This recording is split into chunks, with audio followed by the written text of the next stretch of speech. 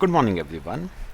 अच्छा बच्चे, कल हमने क्लास के लास्ट में इंडेक्सेशन का कंसेप्ट बेटा हमने पढ़ा था। इंडेक्स्ड कॉस्ट ऑफ एक्विजिशन कैसे निकालनी है, इंडेक्स्ड कॉस्ट ऑफ इम्प्रूवमेंट कैसे निकालनी है। बेटा मैं एक दो थ्योरेटिकल पॉइंट्स हैं वो आपको बता दूं, फिर हम कुछ क्वेश्चंस आज करेंगे। उसने कहा है no indexation will be allowed in the following cases, यानी बेटा इन दो केसेस में इंडेक्सेशन का बेनिफिट आपको नहीं मिलेगा बेटा, कोई बेनिफिट आपको इंडेक्सेशन का नहीं मिलेगा। पहला केस क्या है इसमें, ट्रांसफर ऑफ बॉन्ड्स और डिबेंचर्स अदर देन। सुनो बेटा, अगर आपने ट्रांसफर किया है ना, किसका, बॉन्ड्स का, या आपने ट्रांसफर किया है डिबेंचर्स का, तो बेटा ऑल दो बॉन्ड्स और डिबेंचर्स बेटा लॉन्ग टर्म कैपिटल असेट हैं। इवन इफ बेटा बॉन्ड्स और डिबेंचर्स लॉन्ग टर्म है, इवन इफ बेटा, अगर शॉर्ट टर्म है फिर तो वैसे भी इंडेक्सेशन नहीं होता है। मैं कह रहा हूं अगर लॉन्ग टर्म भी है ना, तो भी बेटा बॉन्ड्स और डिबेंचर्स के केस में आपको इंडेक्सेशन का बेनिफिट नहीं मिलता है, सिवाय दो बॉन्ड्स के। कौन कौन से हैं वो दो बॉन्ड्स? एक है बेटा capital indexed bonds issued by government, और एक है sovereign gold bonds issued by RBI under sovereign gold bond scheme 2015। मतलब बेटा याद रखना, बॉन्ड्स और डिबेंचर्स के केस में आपको इंडेक्सेशन का बेनिफिट नहीं मिलता है, इवन इफ दोज बॉन्ड्स और debentures are long term capital asset, except to bonds, capital indexed bonds के केस में और सॉवरन गोल्ड बॉन्ड्स के केस में आप इंडेक्सेशन का बेनिफिट ले सकते हो, उसके अलावा नहीं बेटा। तो इन दो केसेस में आपको इंडेक्सेशन का बेनिफिट मिलता है, इसके अलावा आपको इंडेक्सेशन का बेनिफिट नहीं मिलता है बॉन्ड्स और डिबेंचर्स के केस में। और रही बात बेटा, अगर आपको शायद याद आए तो मेरे ख्याल से ये मैं आपको बता चुका हूं बेटा पहले भी पीजीबीपी चैप्टर में। बेटा डेप्रिसिएबल असेट्स के केस में ना, डेप्रिसिएबल असेट्स के केस में कैपिटल गेन कभी भी बेटा लॉन्ग टर्म नहीं आता है, कैपिटल गेन हमेशा शॉर्ट टर्म ही आता है, और क्योंकि शॉर्ट टर्म है तो इंडेक्सेशन का बेनिफिट आपको नहीं मिलेगा। तो याद रखना, in case of depreciable assets there will be no indexation and capital gain will always be short term. क्योंकि बेटा कैपिटल गेन शॉर्ट टर्म आता ना, इसीलिए डेप्रिसिएबल असेट्स पे इंडेक्सेशन का बेनिफिट अवेलेबल नहीं है। तो ये दो पॉइंट से सिंपल से याद रखना है बेटा। एक मैं आपको और करा दूं, फिर क्वेश्चंस करेंगे। Treatment of advance money received, section 51। आओ बेटा मेरे साथ, बहुत सिंपल सा सेक्शन है, section 51। Advance money received forfeited, advance money received forfeited. मैं आपको एग्जांपल से समझाता हूं। हेडिंग लिखो पहले। देखो बेटा मिस्टर ए के पास एक लैंड है जिसकी वो मार्केट में करना चाहता है सेल, ठीक है। और बेटा एक पर्सन है मिस्टर बी, जो इस लैंड को क्या करना चाहता है, परचेज, ठीक है। बेटा दोनों के बीच में ना, ध्यान से सुनना, दोनों के बीच में म्यूचुअली लैंड का जो प्राइस तय हुआ वो तय हुआ 50 लाख रुपीस, ठीक है। तो दोनों के बीच में बेटा लैंड का प्राइस कितना तय हुआ है? 50 लाख। ठीक है, अब सुनना ध्यान से बेटा। अब होता क्या है, दोनों के बीच में ना एक अग्रीमेंट होता है बेटा। दोनों के बीच में क्या होता है? अग्रीमेंट होता है बेटा। उस अग्रीमेंट में सब लिखा जाएगा, जैसे लैंड का प्राइस कितना तय हुआ है? 50 लाख। ये उस अग्रीमेंट में बेटा मेंशन किया जाएगा। ध्यान से सुनना बेटा। बेटा अब होता क्या है, ये जो अग्रीमेंट होता है ना बायर और सेलर के बीच में, इसको करने का बेटा मैं आपको मोटिव बताता हूँ। होता क्या है, जो ये सेलर होता है ना, जो ये सेलर होता है, वो बायर से क्या कहता है? वो बायर से कहता है कि तू एक काम कर, 50 लाख में से ना, 50 लाख में से तू 5 लाख मुझे अभी दे दे एडवांस के तौर पे। ठीक है, बचे हुए 45 लाख तू मुझे 3 महीने बाद दे दियो, कोई दिक्कत नहीं है। बात समझ आई?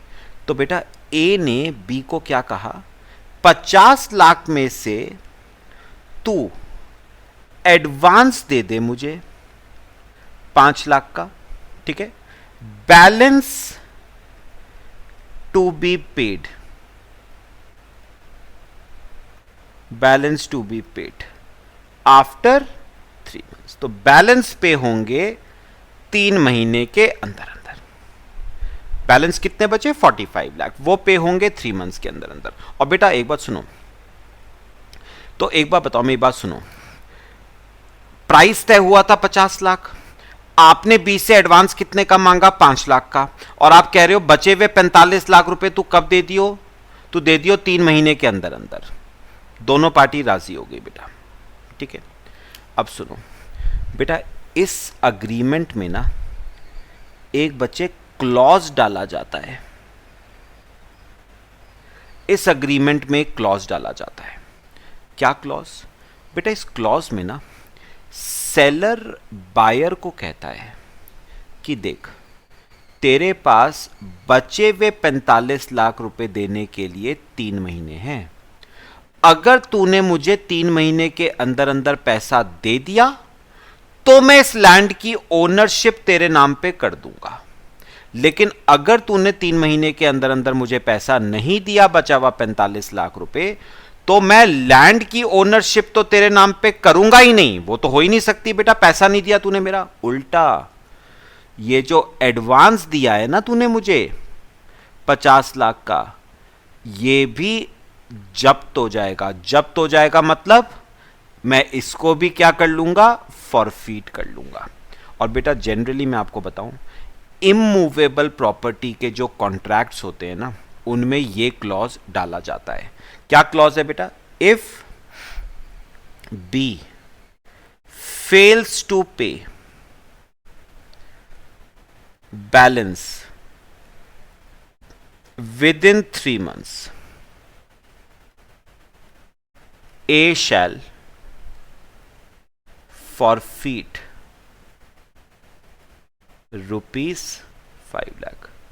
तो ए 5 लाख रुपए जो एडवांस था उसे क्या कर सकता है? फॉरफीट कर सकता है बेटा। ये क्लॉज दोनों की रजामंदी से उस अग्रीमेंट में डलवा दिया गया। बी ने कहा हां तू उसकी टेंशन ना ले, मैं 3 महीने के अंदर अंदर तुझे तेरा पैसा पे कर दूंगा। लेकिन हुआ क्या बेटा? हुआ क्या? Mister B fails, Mister B fails to pay ₹45 lakh to Mister A. बेटा मिस्टर बी ने मिस्टर ए को 45 लाख रुपए पे नहीं करे 3 महीनों के अंदर अंदर। तो अब बताओ ए को बेटा क्या राइट मिल गया? ए को राइट मिल गया कि वो बी के एडवांस को क्या कर सकता है? फॉरफीट।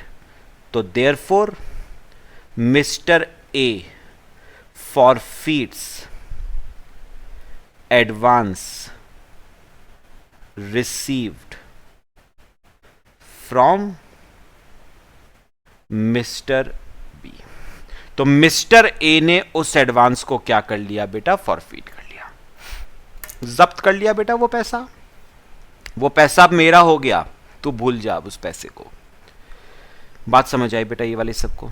ध्यान से सुनना, अभी कॉपी कर लो, पहले इतना कॉपी कर लो फिर आगे चलते हैं।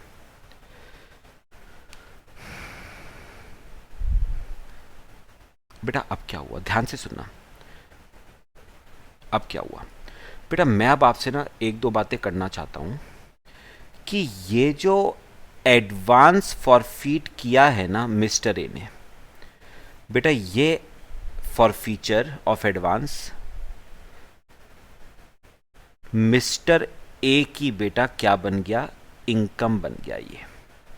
ये जो एडवांस आपने फॉरफीट करा है ये मिस्टर ए की बेटा अब क्या बन गया, इनकम।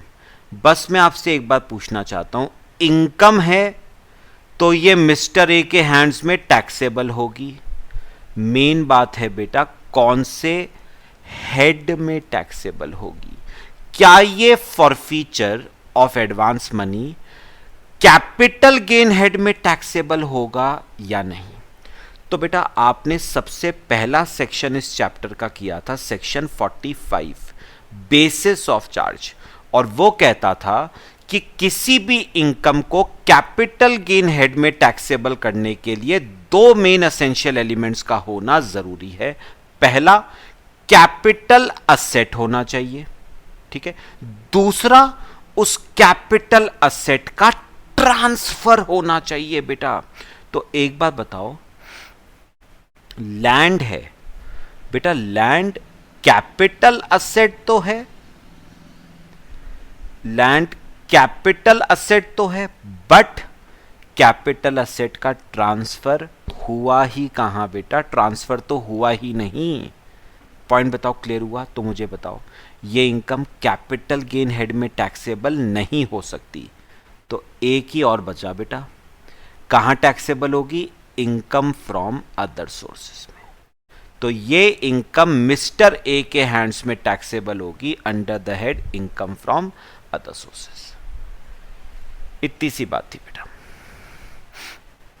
ठीक है। तो याद रखना, सेलर ने अगर कोई एडवांस फॉरफीट किया है तो वो सेलर के हैंड्स में टैक्सेबल होता है, कैपिटल गेन में नहीं हो सकता, because there is no transfer. तो कौन से हेड में जाएगा, अदर सोर्सेज में जाएगा बेटा। समझ आएगा? अब क्वेश्चंस करेंगे, कॉपी कर लो।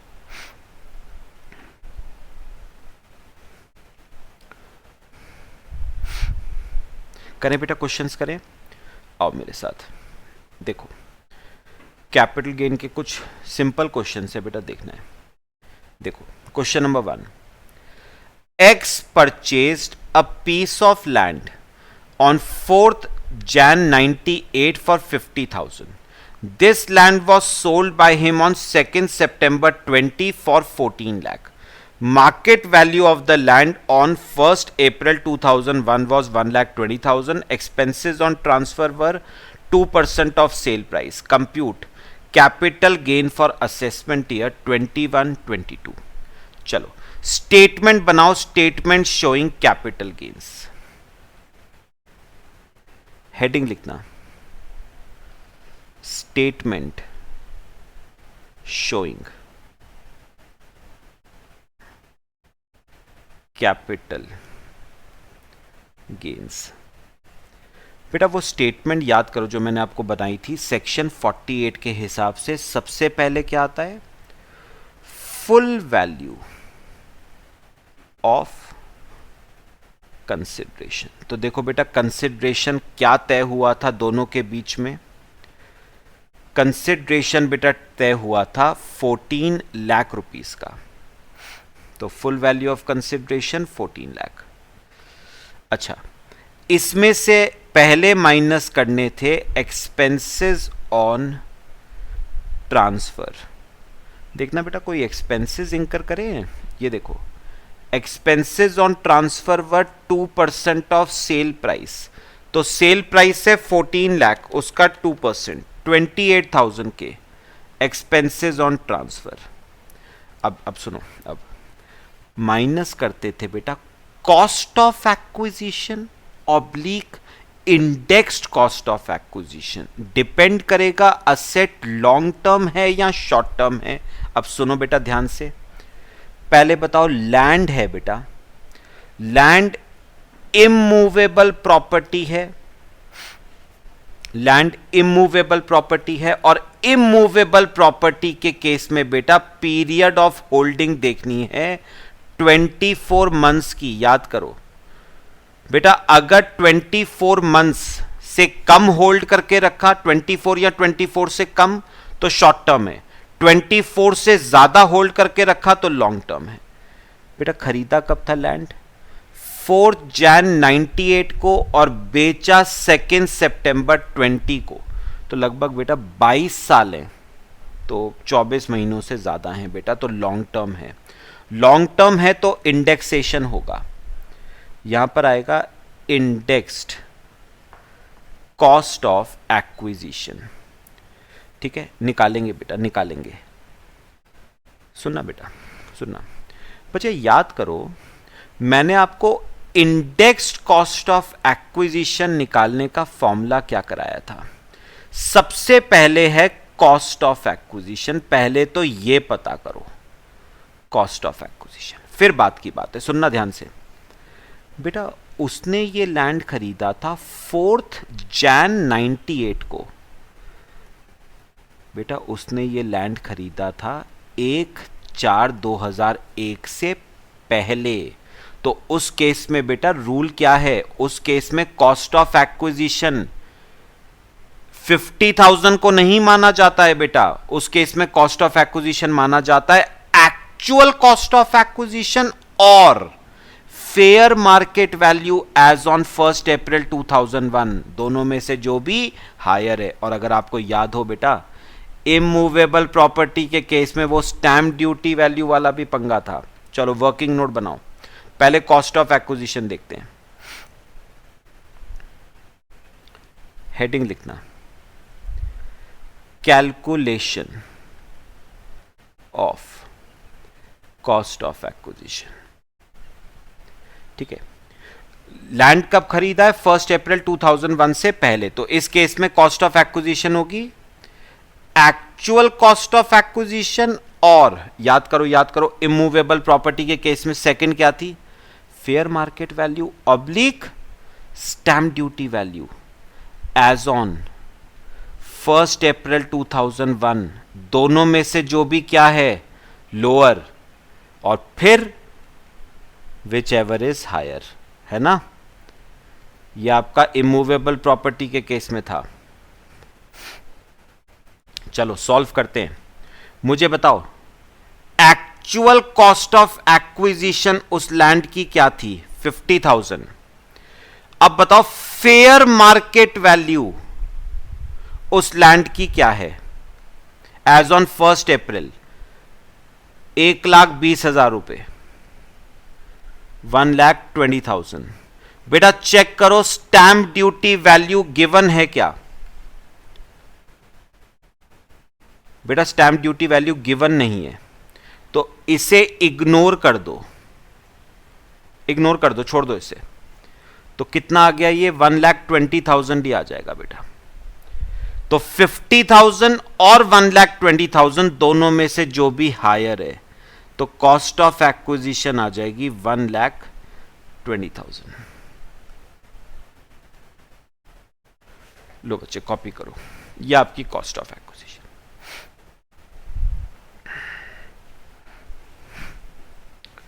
समझ आया?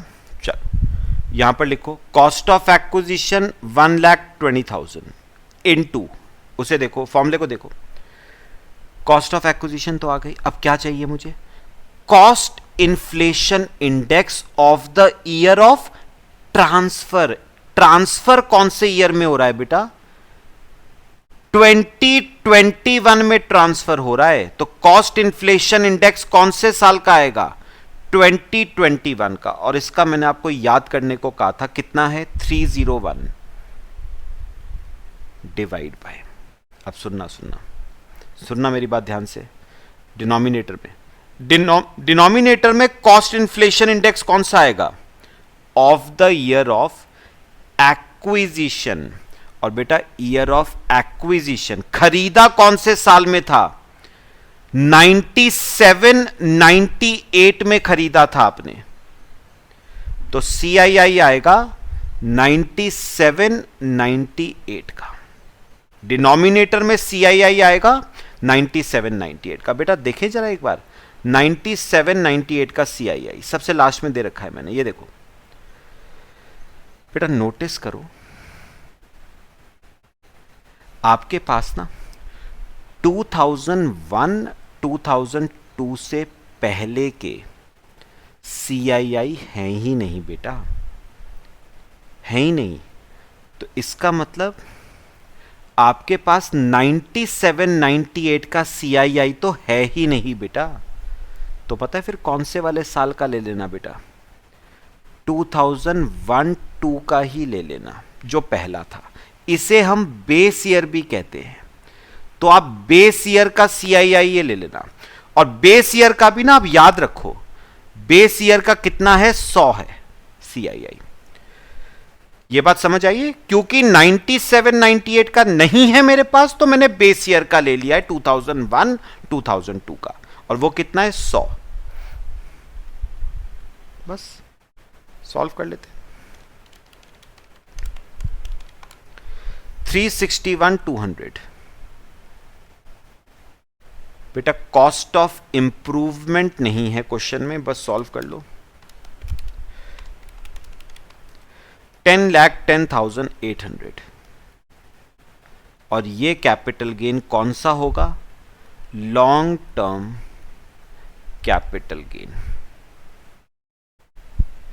लो बेटा कॉपी करो क्वेश्चन, फिर आगे चलते हैं। मेरे ख्याल से समझ आया बेटा तरीका।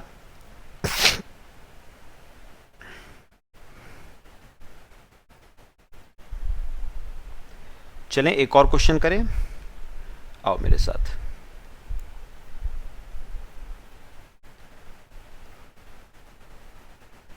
देखो बेटा question number 2, what will be your answer if the land was purchased by X on 1st April 2008 for 1,50,000, CII for the year 89 is 137। तो बेटा बाकी सब सेम है। क्वेश्चन नंबर 1 का केस आगे पार्टी है। क्वेश्चन नंबर 2 बनाओ स्टेटमेंट फिर से। Statement showing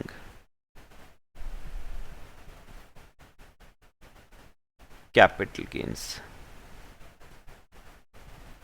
statement showing capital gains, सबसे पहले क्या आता है? Full value of consideration. बेटा इसमें कोई चेंज नहीं है, ये वही है 14 lakh. Full value of consideration minus expenses on transfer, ये भी सेम ही है 2%, तो 14 लाख का 2% 28,000। अब बेटा चेंज कहां पर है जरा पढ़ो। उसने कहा है अज्यूम करो कि लैंड 2008-9 में खरीदा गया है, 2008-9 में खरीदा गया है। तो पहले एक बात बता दो, लॉन्ग टर्म है या शॉर्ट टर्म? अभी भी लॉन्ग टर्म बेटा। 8-9 में खरीदा गया और 20-21 में बेचा गया, तो 12 साल हो गए, है ना। तो long term more than 24 months है ना लॉन्ग टर्म। और क्योंकि लॉन्ग टर्म है, इंडेक्सेशन का केस आएगा, इंडेक्स्ड कॉस्ट ऑफ एक्विजिशन। ध्यान से करना है। पहले बताओ कॉस्ट ऑफ एक्विजिशन क्या है? कितने का खरीदा बेटा? 1,50,000 का। बेटा वो वाला रूल अप्लाई नहीं करेगा इस वाले क्वेश्चन में। एक्चुअल कॉस्ट ऑफ एक्विजिशन और fair market value oblique stamp duty value, वो वाला केस अप्लाई नहीं करेगा, क्योंकि लैंड 1/4/2001 के बाद खरीदा गया है। वो उस केस में था जब आप असेट 1 अप्रैल 2001 से पहले खरीदते हो, यहां पर बाद में खरीदा गया है। तो यहां पर तो सीधे सीधे करो, कॉस्ट ऑफ एक्विजिशन 1,50,000 इंटू, बेटा न्यूमरेटर में कौन सा वाला CII आएगा? Of the year of transfer 2021 का 301। और डिनोमिनेटर में आएगा CII of the year of acquisition 8-9 का, और दे रखा है 137। बस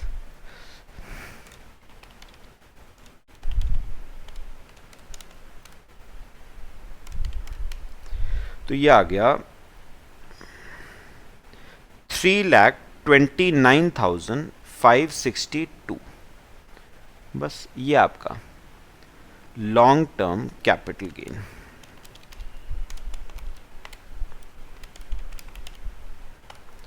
$1042,438।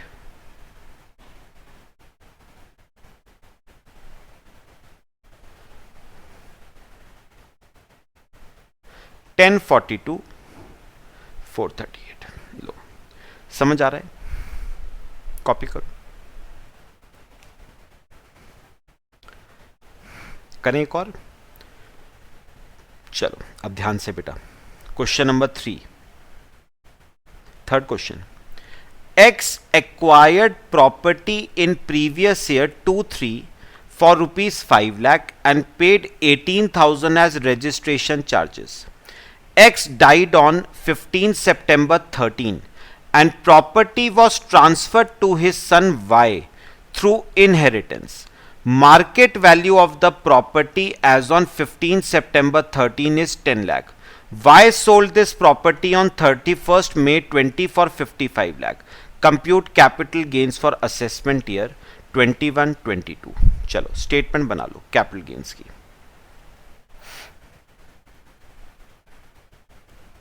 हेडिंग लिखना, स्टेटमेंट शोइंग कैपिटल गेन्स। ठीक है, चलो सबसे पहले क्या आता है? Full value of consideration.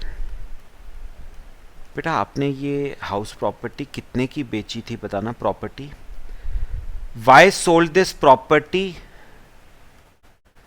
On 31st May for 55 lakh, तो full value of consideration 55 lakh.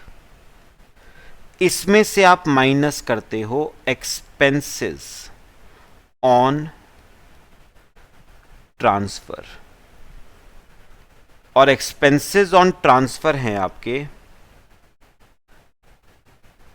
मेरे ख्याल से बेटा दे नहीं रखे हैं, कोई नहीं है बेटा, एक्सपेंसेस ऑन ट्रांसफर नील कर देते हैं। अब सुनना ध्यान से, अब बेटा कॉस्ट ऑफ एक्विजिशन आएगा या इंडेक्स्ड कॉस्ट ऑफ एक्विजिशन आएगा? अब सुनना बेटा केस, बेटा यहां पर ना ध्यान से सुनना, प्रॉपर्टी बेटा इनिशियली एक्स ने खरीदी थी 2002-3 में, ठीक है बेटा, फिर क्या हुआ? एक्स की डेथ के बाद, ठीक है, कब हुई एक्स की डेथ? 15 सितंबर 13 को। ये प्रॉपर्टी इनहेरिट कर ली उसके सन वाई ने। मतलब बेटा ये वाला केस, यहां पर कॉस्ट ऑफ एक्विजिशन, सुनना बेटा जो मैं कहूंगा, ये बेटा वो वाला केस है, फादर ने सन को प्रॉपर्टी ट्रांसफर करी बाय वे ऑफ गिफ्ट और इनहेरिटेंस। तो पहले बताओ, एक्स ने वाई को प्रॉपर्टी ट्रांसफर करी है इस केस में थ्रू इनहेरिटेंस, तो इसको ट्रांसफर माना नहीं जाता है एज पर सेक्शन 47, और एक्स के हैंड्स में कोई कैपिटल गेन अराइज नहीं करेगा। बट वाई जब इस प्रॉपर्टी की आगे सेल करेगा तो वाई के हैंड्स में कैपिटल गेन आएगा, और हम निकाल भी किसके लिए रहे हैं? हम वाई के लिए ही निकाल रहे हैं। अब सुनना बेटा, बेटा अगर आपको याद हो, मैंने आपको सेक्शन 49 क्लॉज 1 कराया था, जो कहता था डीम्ड कॉस्ट ऑफ एक्विजिशन का कंसेप्ट। क्या था उस केस में? सन के लिए कॉस्ट ऑफ एक्विजिशन कौन सी मानी जाएगी? जो फादर की प्रीवियस ओनर की कॉस्ट ऑफ एक्विजिशन थी, वही बेटा सन की कॉस्ट ऑफ एक्विजिशन मानी जाती है। तो अगर मैं पूछूं सन की कॉस्ट ऑफ एक्विजिशन क्या होगी, जो भी फादर की कॉस्ट ऑफ एक्विजिशन थी, और फादर ने ये प्रॉपर्टी खरीदी थी बेटा 5 लाख रुपए की, प्लस 18,000 रुपए पे करे थे रजिस्ट्रेशन चार्जेस, मतलब फादर को ये प्रॉपर्टी 5,18,000 की पड़ी थी बेटा। तो ये किसकी कॉस्ट ऑफ एक्विजिशन है, फादर की, और यही बताओ किसकी कॉस्ट ऑफ एक्विजिशन बन जाएगी, सन की। पहली बात, ठीक है। दूसरी बात बेटा, एक बात बताओ, आपने कॉस्ट ऑफ एक्विजिशन किसकी देखी, फादर की देखी ना, प्रीवियस ओनर की देखी ना, तो डेट ऑफ एक्विजिशन सन का क्यों देखोगे बेटा, डेट ऑफ एक्विजिशन भी किसका देखोगे, फादर का, और फादर ने यह प्रॉपर्टी एक्वायर करी थी 2-3 में, तो डेट ऑफ एक्विजिशन भी किसका देखो, फादर का। बेटा मैं दोबारा बोल रहा हूं, आपने सन की कॉस्ट ऑफ एक्विजिशन निकालने के लिए फादर की कॉस्ट ऑफ एक्विजिशन देखी, तो डेट ऑफ एक्विजिशन भी किसका देखोगे, फादर का ही देखोगे। तो आप बोलोगे ये प्रॉपर्टी 2-3 में खरीदी गई थी और 20-21 में बेची गई है, तो बेटा लगभग 18 साल हो गए, तो मोर देन 24 मंथ्स है, तो लॉन्ग टर्म हो जाएगा, इंडेक्सेशन आएगा बेटा, तो minus indexed cost of acquisition. चलो बताओ अपने आप बताओ, सन की कॉस्ट ऑफ एक्विजिशन कितनी मानी जाएगी, जो भी फादर की कॉस्ट ऑफ एक्विजिशन थी, और फादर की कॉस्ट ऑफ एक्विजिशन थी 5,18,000 into cost inflation index of the year of transfer, और ट्रांसफर हो रहा था 2021 में, उसका CII 301 divide by cost inflation index of the year of acquisition. किसका देखोगे, ईयर ऑफ एक्विजिशन, सन का नहीं देखना है बेटा, फादर का ही देखना है, 2-3 का। फादर ने कब एक्वायर करा था, 2-3 में, और 2-3 का CII है बेटा 105। बस ये हो गया मेरा।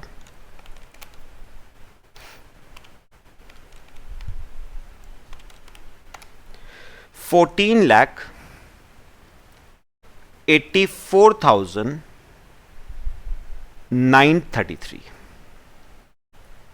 बस ये आपका आ जाएगा कैपिटल गेन। 40,15,067, ये आ गया लॉन्ग टर्म कैपिटल गेन। लो बेटा कॉपी करो, समझ आया बेटा। सन की कॉस्ट ऑफ एक्विजिशन निकालने के लिए आपने कॉस्ट ऑफ एक्विजिशन किसकी देखी, फादर की। अब क्योंकि कॉस्ट ऑफ एक्विजिशन फादर की देख रहे हैं, तो डेट ऑफ एक्विजिशन फिर सन का क्यों देखें, वो भी किसका देखेंगे, फादर का देखेंगे बेटा। कॉपी कर लो।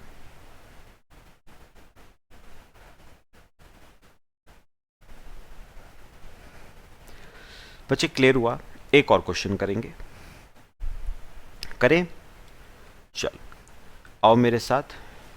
Question number 4, X acquired a land in 97-98 for 2 lakh and gifted it to his son on 1st June 2000 when market value of the land was 2,50,000.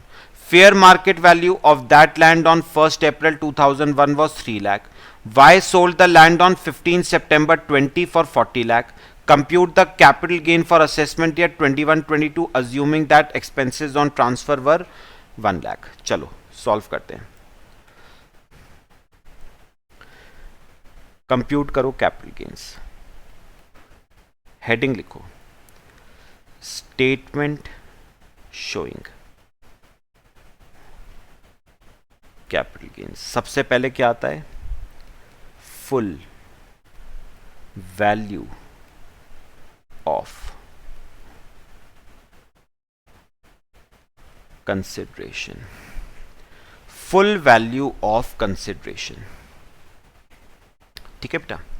चलो अब एक बार जरा क्वेश्चन समझें जरा, देखो बेटा, बेटा एक्स ने एक लैंड खरीदा था 9798 में 2 लाख का। किसने खरीदा था? एक्स ने। और उसने वो लैंड गिफ्ट कर दिया अपने सन को। तो बेटा फिर से एक्स ने वाई को अपना लैंड गिफ्ट किया है, तो इसे ट्रांसफर माना नहीं जाएगा एज पर सेक्शन 47, और एक्स के हैंड्स में कोई कैपिटल गेन अराइज नहीं करेगा। बट वाई जब इस लैंड की आगे सेल करेगा तो आएगा ना कैपिटल गेन। किसके हैंड्स में? वाई के हैंड्स में। तो हम वाई के लिए निकाल रहे हैं, एक्स के लिए नहीं। Full value of consideration 40 lakh, ठीक है। माइनस, पहले माइनस करना एक्सपेंसेस ऑन ट्रांसफर, और पढ़ो एक्सपेंसेस ऑन ट्रांसफर थे आपके ₹1 लाख।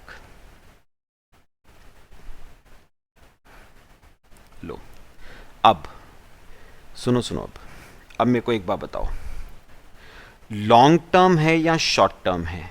इंडेक्सेशन करनी है या नहीं करनी है? तो डेट ऑफ एक्विजिशन किसकी देखोगे, वाई की या एक्स की? बेटा प्रीवियस ओनर की देखना, एक्स की। और एक्स ने ये लैंड खरीदा था 9798 में, तो मुझे बताओ, क्योंकि 9798 में खरीदा है और 2021 में बिका है, तो मोर देन 24 मंथ से लॉन्ग टर्म हो जाएगा, इंडेक्सेशन होगी बेटा। Minus indexed cost of acquisition. ध्यान से बेटा, इंडेक्स्ड कॉस्ट ऑफ एक्विजिशन निकालने के लिए आपको पहले कॉस्ट ऑफ एक्विजिशन निकालनी पड़ेगी, तभी तो उसका इंडेक्सेशन करोगे। अच्छा अब सुनो, मेरी बात सुनना ध्यान से जो मैं कहूंगा। बेटा एक बात बताओ, Y की कॉस्ट ऑफ एक्विजिशन निकालनी है, तो Y की कॉस्ट ऑफ एक्विजिशन किसके बराबर होगी? X की कॉस्ट ऑफ एक्विजिशन के बराबर। तो अगर मैं X की कॉस्ट ऑफ एक्विजिशन निकाल लूं तो Y की आ जाएगी। अब X की कैसे निकालेंगे? X ने ये लैंड 1/4/2001 से पहले खरीदा है बेटा, तो वही वाला रूल अप्लाई हो जाएगा। Actual cost of acquisition 2 lakh, ये एक्चुअल कॉस्ट ऑफ एक्विजिशन हो गई, और fair market value oblique stamp duty value, है ना, क्योंकि लैंड का केस है बेटा, इमूवेबल प्रॉपर्टी का केस है। और इन दोनों में से जो भी एक्चुअल कॉस्ट ऑफ एक्विजिशन और fair market value oblique stamp duty value, दोनों में से जो भी लोअर है, और फिर इन दोनों का हायर। बेटा इस क्वेश्चन में फिर से स्टैंप ड्यूटी वैल्यू नहीं गिवन है, ठीक है। चलो वर्किंग नोट बनाओ,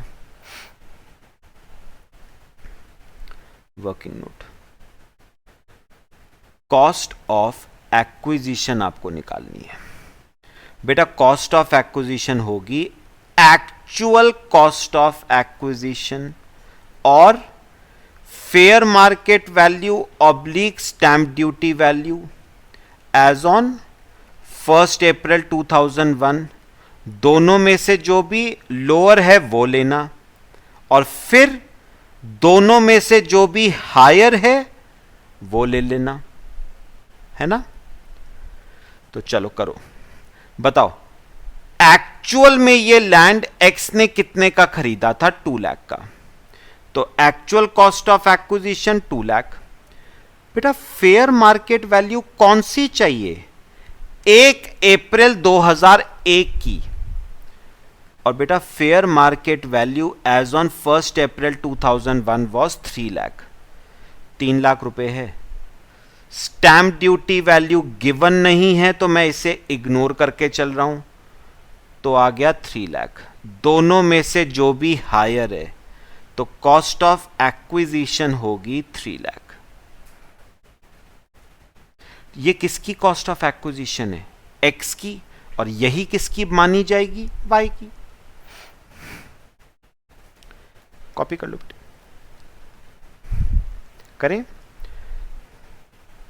देखो तो कॉस्ट ऑफ एक्विजिशन आ गई 3 lakh into cost inflation index of the year of transfer. Transfer कौन से साल में हो रहा है? 2021 में, और उसका cost inflation index 301 divide by, ध्यान से, cost inflation index of the year of acquisition, acquisition हुआ था बेटा 97-98 में, और 97-98 का CII तो है नहीं बेटा, तो कौन सा लोगे? जो सबसे पहला वाला था 2001-2002 का ले लो बेटा, और वो कितना था? 100। समझ आ रहा है? 97-98 का नहीं है तो 2001-2 का ले लेना जो सबसे पहला है,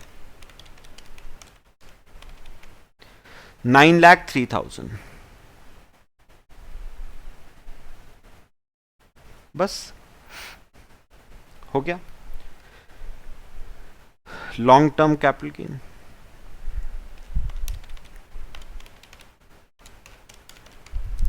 $29,97,000।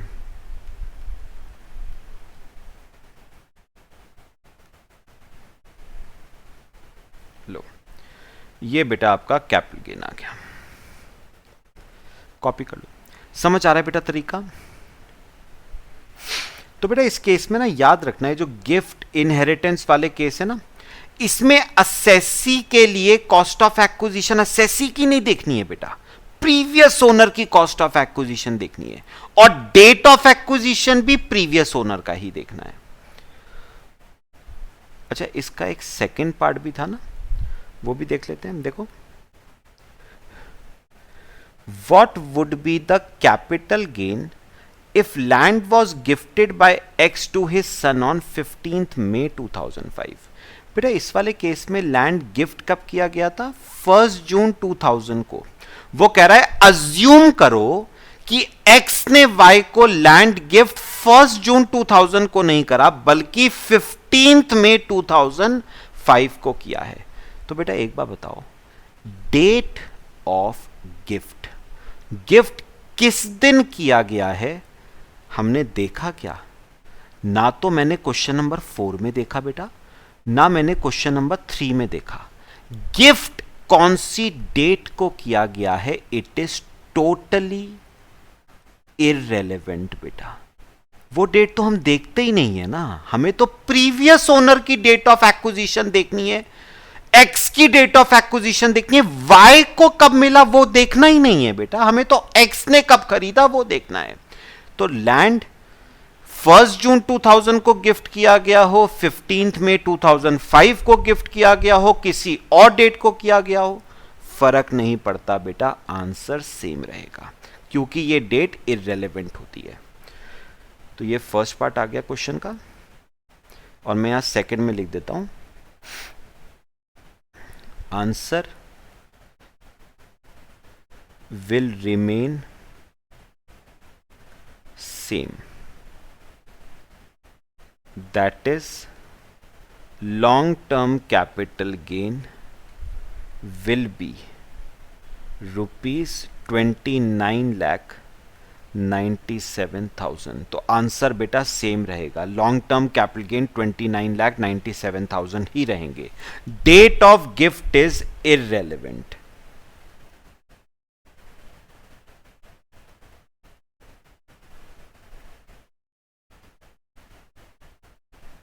डेट ऑफ गिफ्ट बेटा इररेलेवेंट होती है। लो, कॉपी कर लो बेटा, बाकी नेक्स्ट क्लास में करते हैं। मेरे ख्याल से बताओ चारों क्वेश्चंस जो हमने करे वो क्लियर हुए?